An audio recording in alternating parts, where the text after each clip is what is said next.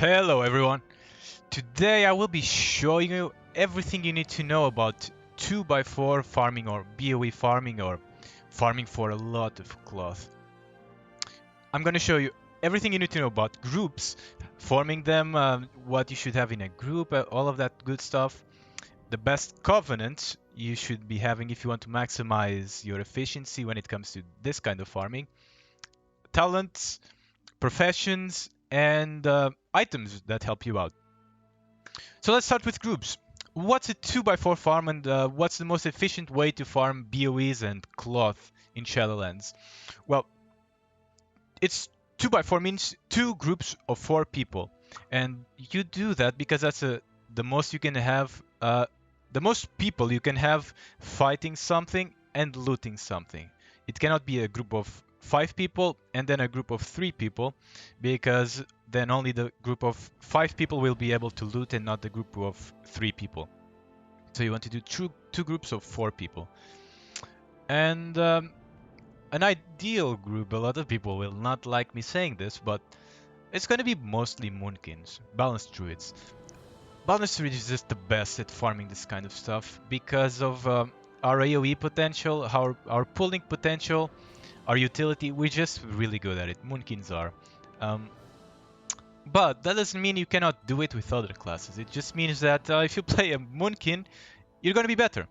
And if you get a group of a lot of Moonkins, you're going to get more gold. Probably. It depends. But that would be the ideal group. It may be like a monk to tank everything and keep everything together. Maybe you will need a healer for a few farms. The last one I was doing, you did need healers because mobs hit really hard. But that's pretty much it. And maybe a lot of people have not been trying this so far and may think, that sounds good, but what about finding a group? Isn't that going to be difficult? And no, actually, it's really easy. I'll show you exactly how you can find a group. It's so easy. Just go to Group Finder, Pre-made groups, Custom, find a group, and you can either scroll down or you can just type 2 times 4. And then you'll find a lot of groups of people doing that kind of farm. A lot of them. A lot of them. You can also look for BOE, and you'll find a lot of groups of people doing just that. So it's really easy to find a group.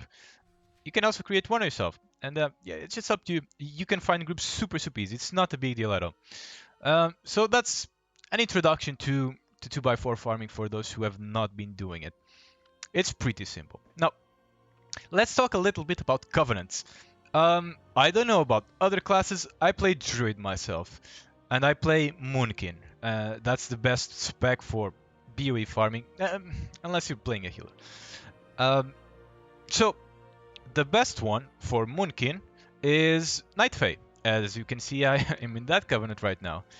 Why is it the best one? Well, this ability right here, Convoke the Spirits, it casts a free Starfall, and it gives you a lot of Astral Power, so you can cast more Starfalls.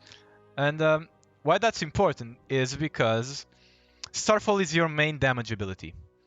And you want to cast as many Starfalls as possible, and that will help you accomplish that. Every 2 minutes you get pretty much 2 Starfalls. It's really good. I don't know, I can't help you for other covenants, but for Boomkin, that's the better one. And I can show you right here the damage I was doing in my last farm. 62% Starfall. That's it. It's Starfall. The damage is Starfall. Sunfire as well, that's how you pull mobs. Starfall does not pull mobs anymore, so it's Sunfire for pulling. And the Starfall you want to keep up as much as possible, and Night Fae allows you to do almost permanent Starfalls. So you want to be going Nightfall if you want to focus on farming. But Night Fae is also really good in general, so it's not a big deal. If you don't want to go Night Fae, it's fine. Don't worry too much about it. Don't stress yourself out into going into a covenant that you don't like. You don't have to do that. I'm just saying that so you know what's the most efficient for farming. That's it. I also want to show you the talents I run. And I'll explain why you want to run all of these talents. It's a big deal. It's a really big deal. If you see, if you check out me farming, normally I'll always be the top DPS because not because I'm the most geared, but because I understand which talents I should be taking. That's pretty much it. I have only 176 gear. Uh, I don't really have enchantments for balance or anything like that. I'm a guardian main. Um, Talents are a big deal. So you want to take nature's balance here because it's gonna help you the most with casting starfalls. You don't want to cast force of nature. You actively don't want to do it because it would make it awkward to move the mobs to the center of the farm and it make everything easier to loot and damage. So you don't want that. And this one, I don't think you want it either. Maybe it's better than nature's balance, but probably not. I don't know. Um, you don't want more mobility. You don't want to cast abilities instead of Sunfire for mobility.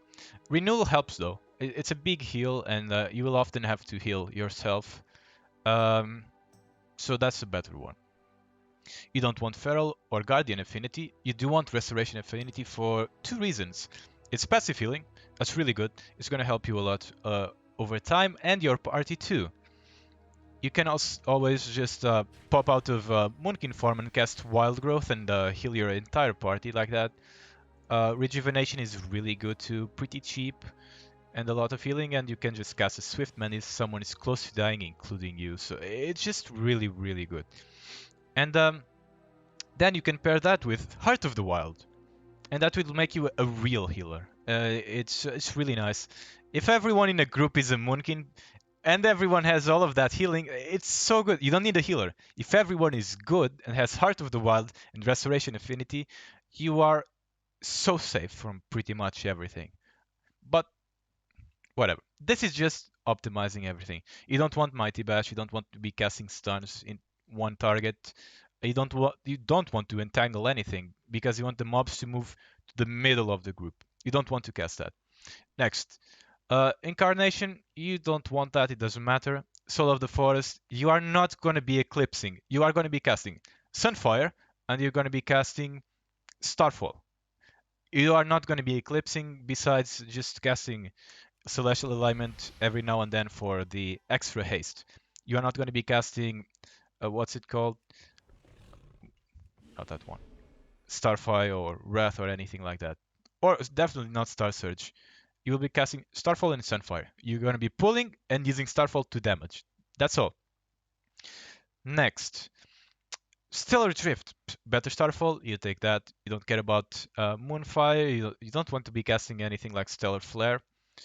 Fury of Elune makes it so you get 40 Astral Power every 1 minute for pressing one button. That's really good. You don't want to cast New Moon. Uh, you're not going to be eclipsing, so you don't want Solstice. That's pretty much it. And you should prefer to go into War Mode for farming because it makes you better at casting Regrowth. It's actually a big deal. You become really good at casting Regrowth.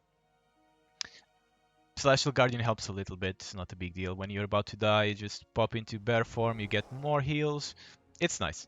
It's not a big deal. Thorns actually nice if you have a bunch of aggro. You deal a lot of damage to the mobs. But you know, it's not a big deal either way. It's just some extra. And that's it for all of the balanced talents. That's pretty much it. Now for professions. So there's one profession you need when you are going to be doing this kind of farm, and it applies to every class, every spec.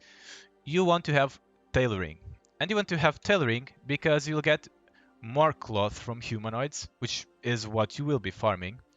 If I don't know how much more you get than if you don't have this, but you get more. So you take this. It's something you should take.